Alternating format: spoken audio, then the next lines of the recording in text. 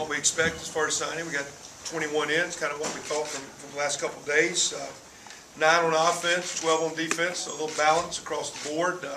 Big guys, skilled guys, mid-skilled guys. So I don't think by any means, and that's not maybe by design, just the way it played out.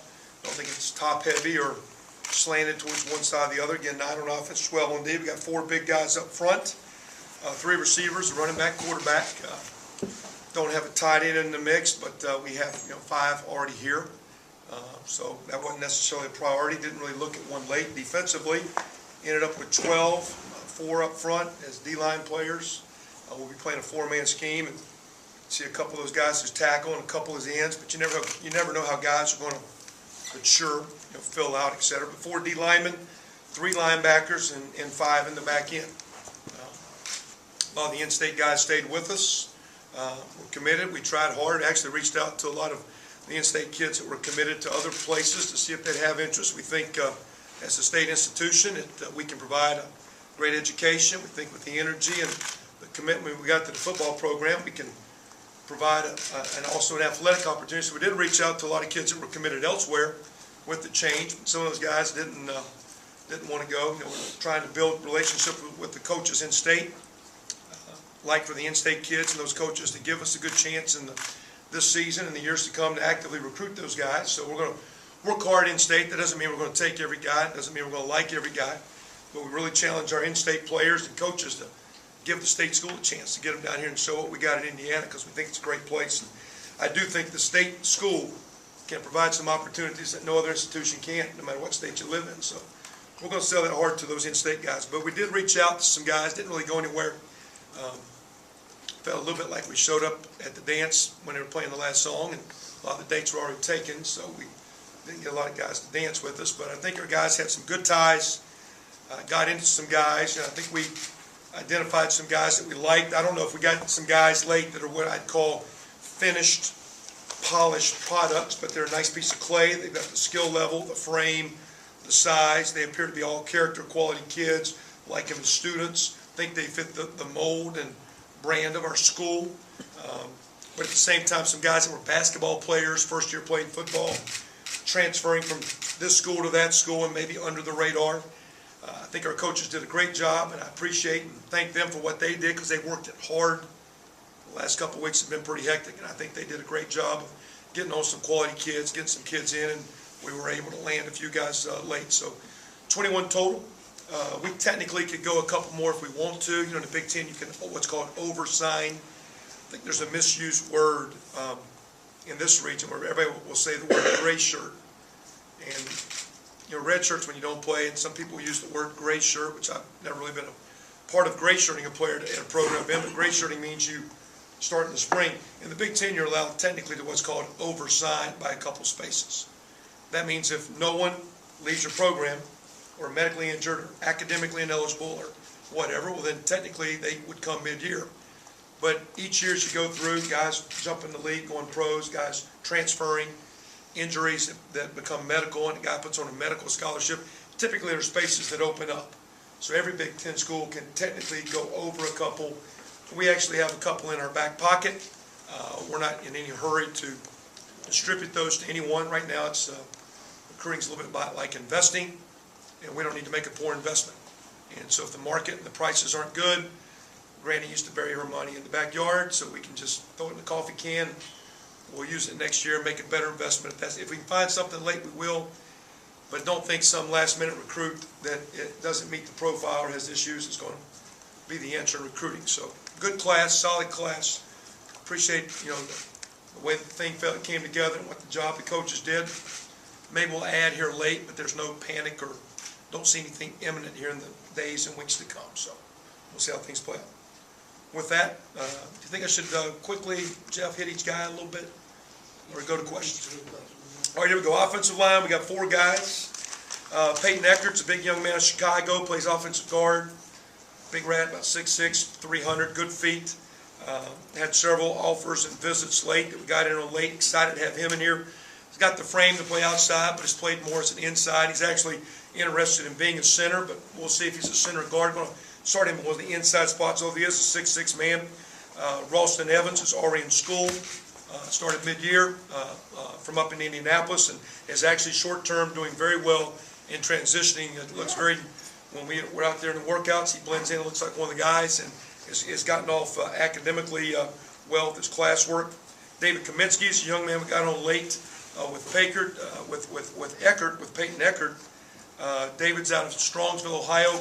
Really nice-looking kid, broad shoulders, good frame, very, very good-looking kid. Injured a knee last spring. Did not go through any spring. Was injured last. Got an ACL playing basketball. An athletic big kid. It was about 220 a couple years ago. It's grown into a 275. Going to be a 300-pound athletic. Looks like a center guard type player. He a little bit under-recruited because of the knee injury. Came back and started playing the fourth game. We had him checked out with our medical staff. It's clear, great-looking knee, good-looking body. A little bit under-recruited due to an injury and with so many commitments. So he was out there late, liking, but we'll see where he is. I'm kind of excited about him. We'll see if he pans out. Greg Lewis, a big young man out of Miami, bounced around 4 different high schools in 4 years.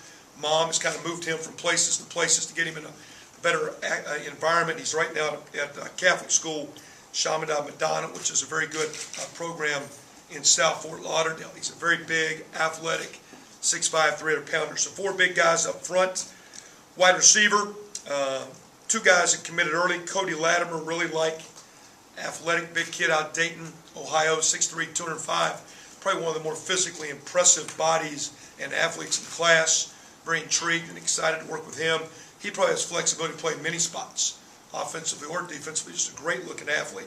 I think he was MVP last year of the state basketball tournament when they won the state championship at Jefferson and over in Dayton.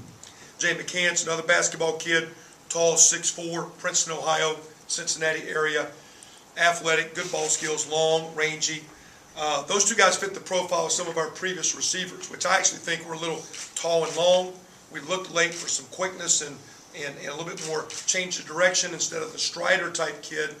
And that being said, we were able to get on late a kid out of Ohio, Shane Wynn, who is a very dynamic, smaller guy, great returner, great in space, not overly, but now does have some substance for a smaller guy.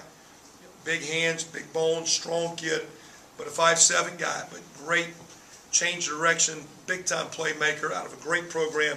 And we were very excited to get him, and actually thought he brought something that we needed, a little more quickness and one of those little guys in the slot to give us some juice. Running back, we got D'Angelo Roberts in town. He's been with us for quite a while. You guys know him well. Plays in space and a lot of stats the last couple of years. Heck of a high school player in state. Good program.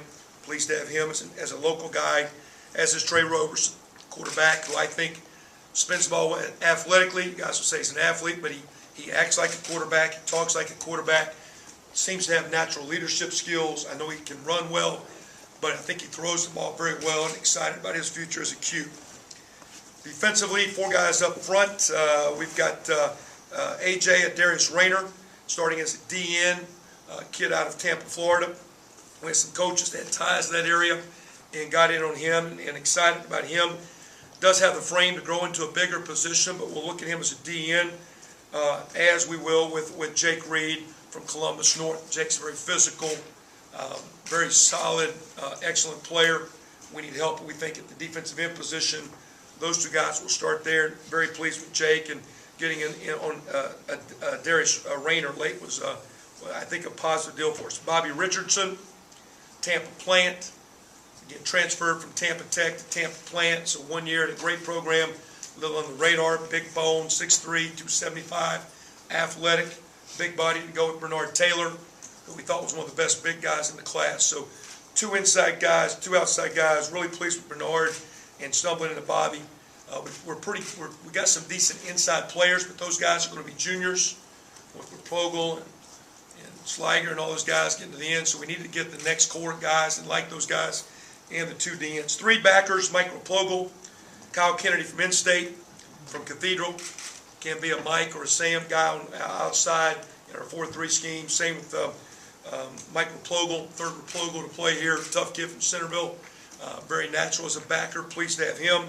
And the way that his brothers has played, I'm sure his pedigree will give him a chance to be another solid IU player for us. And the last one, Zach Shaw, Probably the most athletic of those guys, gets a little more notoriety.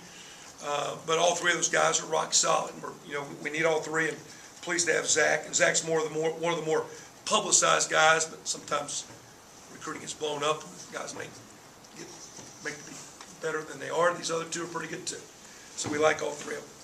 And then in the secondary corner, we got Kenny Mullen, in-state from Lourdes, another great program. Thought we got some kids from not only good players, but out of good programs. I don't think that's by design. It just happened. Those good programs do have good players. So kind of happy to have Kenny with us, a smaller guy, but a very strong guy. Got some substance, got some strength, very quick, great basketball player, good change of direction, can jump, plays big, great returner, corner guy. We need help in the secondary. Excited to have him. We found late Michael Hunter, basketball player, transferred from a small school to one of the better programs in Louisiana. West Monroe, I think they got beaten in the state championship down there. Personally, I and several coaches had been to that school, know it. His dad's a basketball coach, coach's kid, great student, but just a lot of range and athleticism. Basketball kid learning how to be a corner. We got a chance maybe to be a really, really good player. Nick Stoner, another local guy, Center Grove, heck of a program, very fast, probably be the state 100-meter champ in Indiana. Speed to play corner, but maybe the frame, if he grows in a year and a half down the road, he's very physical enough to be a safety. We'll see how it plays. We do need help at the corner spot, though, so we'll start Nicholas there and see how that thing plays out. And the last two guys in the back end, we got Mark Murphy out of Akron, a big bone safety, running back. Dad was a great player, but he, like Jake Reed, one of the more physically natural, soundest, physical, tough, hard-nosed, good player. And excited to have him as a safety. And I always miss one. Who did I miss this time? Flo Hart, whose brother Drew plays here. Flo's out of Louisville. He'll be a safety, kind of one of those hybrid big safety, maybe nickel backer type. So 5 guys in the back end, 3 backers, 4 guys up front, 12 on the D. Good guys. Some guys I think have a little bit more athleticism potential. Excited to work with that. Some other guys are great players. A blend of Indiana, a blend of the Midwest. A couple guys we got on late. So